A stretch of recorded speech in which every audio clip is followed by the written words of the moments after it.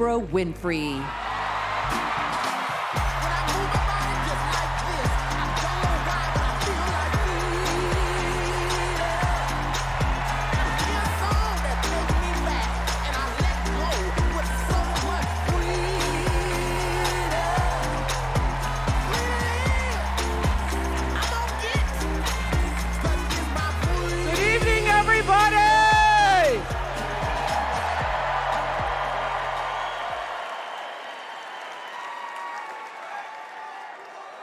Who says you can't go home again?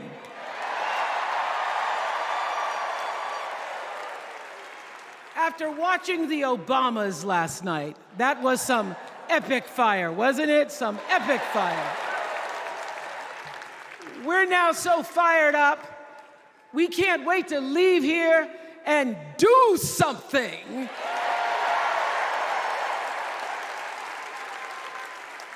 And what we're going to do is elect Kamala Harris as the next president of the United States.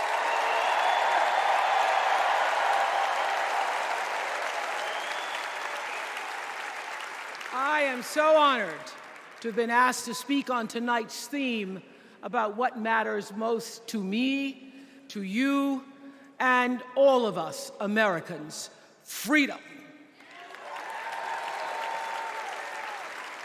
There are people who want you to see our country as a nation of us against them, people who want to scare you, who want to rule you, people who'd have you believe that books are dangerous and assault rifles are safe, that there's a right way to worship and a wrong way to love, people who seek first to divide and then to conquer.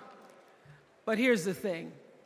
When we stand together, it is impossible to conquer us.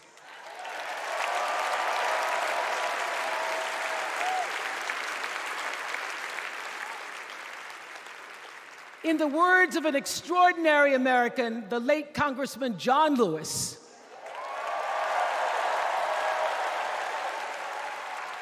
he said, no matter what ship our ancestors arrived on, we are all in the same boat now.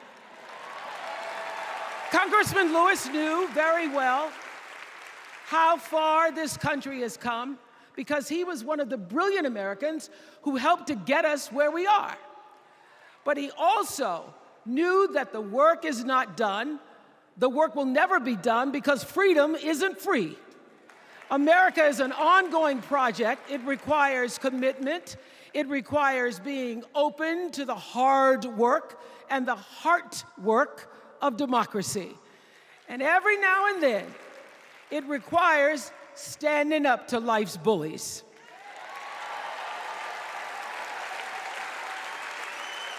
I know this. I've lived in Mississippi, in Tennessee, in Wisconsin, Maryland, Indiana, Florida, Hawaii, Colorado, California, and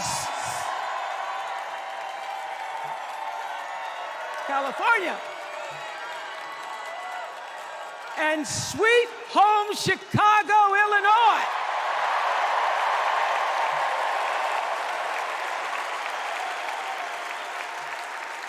I have actually traveled this country from the redwood forests, love those redwoods, to the Gulf Stream waters. I've seen racism and sexism and income inequality and division. I've not only seen it, at times I've been on the receiving end of it. But more often than not, what I've witnessed and experienced are human beings, both conservative and liberal, who may not agree with each other, but who'd still help you in a heartbeat if you were in trouble. These are the people who make me proud to say that I am an American.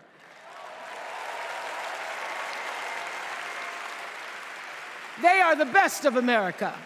And despite what some would have you think, we are not so different from our neighbors. When a house is on fire, we don't ask about the homeowner's race or religion. We don't wonder who their partner is or how they voted. No. We just try to do the best we can to save them. And if the place happens to belong to a childless cat lady,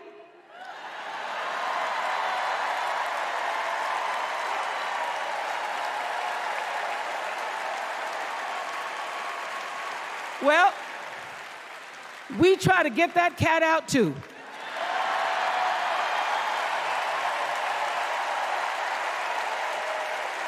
Because we are a country of people who work hard for the money. We wish our brothers and sisters well, and we pray for peace. We know all the old tricks and tropes that are designed to distract us from what actually matters, but we are beyond ridiculous tweets and lies and foolery. These are complicated times, people, and they require adult conversation.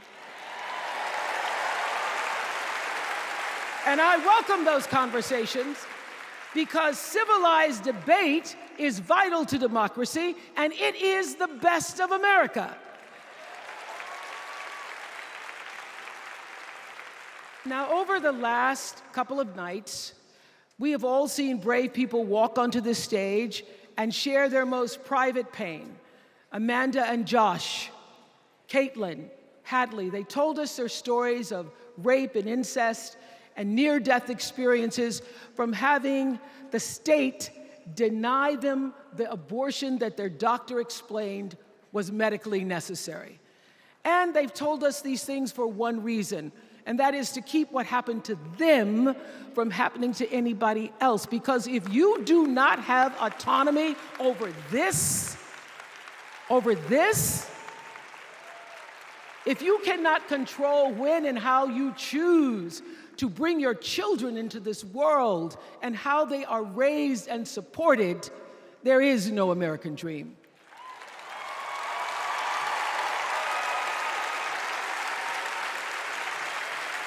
The women and men who are battling to keep us from going back to a time of desperation and shame and stone cold fear, they are the new freedom fighters. And make no mistake, they are the best of America.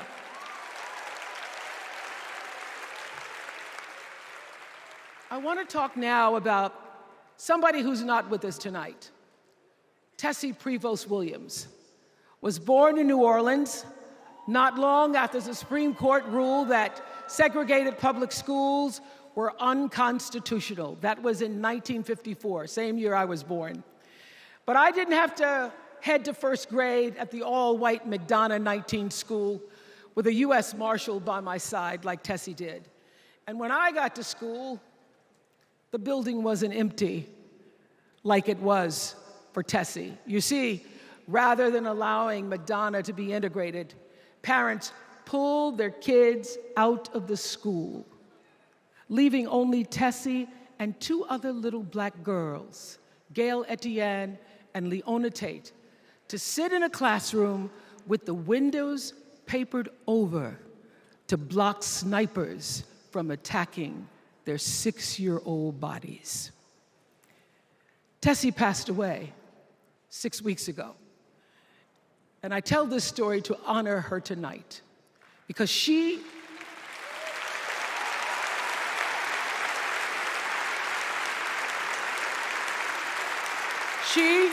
like Ruby Bridges and her friends, Leona and Gail, the New Orleans Four, they were called. They broke barriers, and they paid dearly for it. But it was the grace and guts and courage of women like Tessie Prevost Williams that paved the way for another young girl who 9 years later became part of the second class to integrate the public schools in Berkeley, California. And it seems to me that at school and at home, somebody did a beautiful job of showing this young girl how to challenge the people at the top and empower the people at the bottom. They showed her how to look at the world and see not just what is, but what can be. They instilled in her a passion for justice and freedom and the glorious fighting spirit necessary to pursue that passion. And soon, and very soon,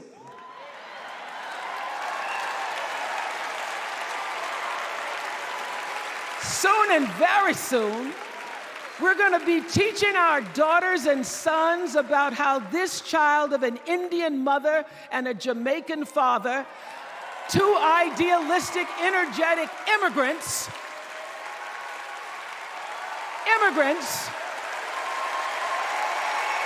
how this child grew up to become the 47th president of the United States.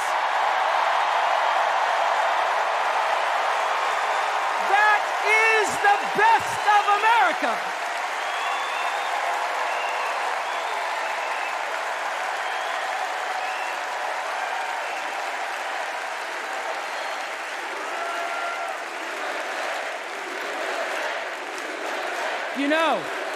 You know, let me tell you this. This election isn't about us and them. It's about you and me, and what we want our futures to look like. There are choices to be made when we cast our ballot. Now, there's a certain candidate that says if we just go to the polls this one time, that we'll never have to do it again. Well, you know what? You're looking at a registered independent who's proud to vote again and again and again because I'm an American and that's what Americans do. Voting is the best of America. And I have always, since I was eligible to vote, I've always voted my values. And that is what is needed in this election now more than ever. So I'm calling on all you independents and all you undecideds. You know this is true. You know I'm telling you the truth, that values and character matter most of all. In leadership and in life. And more than anything, you know this is true, that decency and respect are on the ballot in 2024.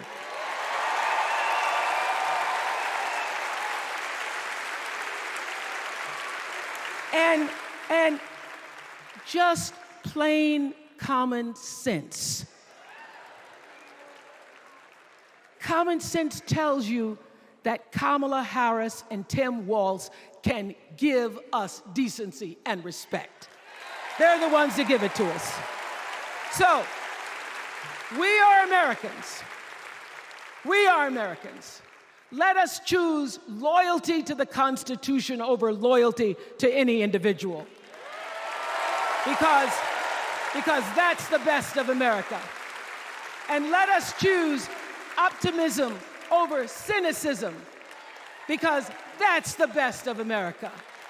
And let us choose inclusion over retribution. Let us choose common sense over nonsense.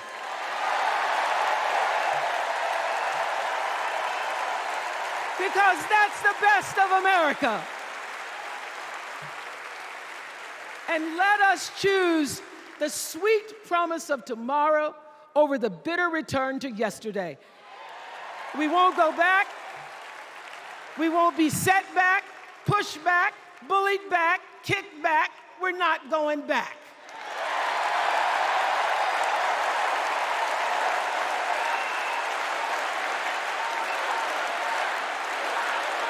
Not going back. We're not going back. So, let us choose. Let us choose truth. Let us choose honor. And let us choose joy.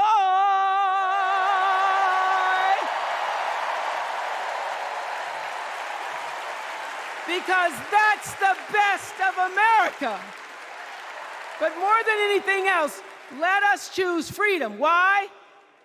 Because that's the best of America. We're all Americans, and together, let's all choose Kamala Harris.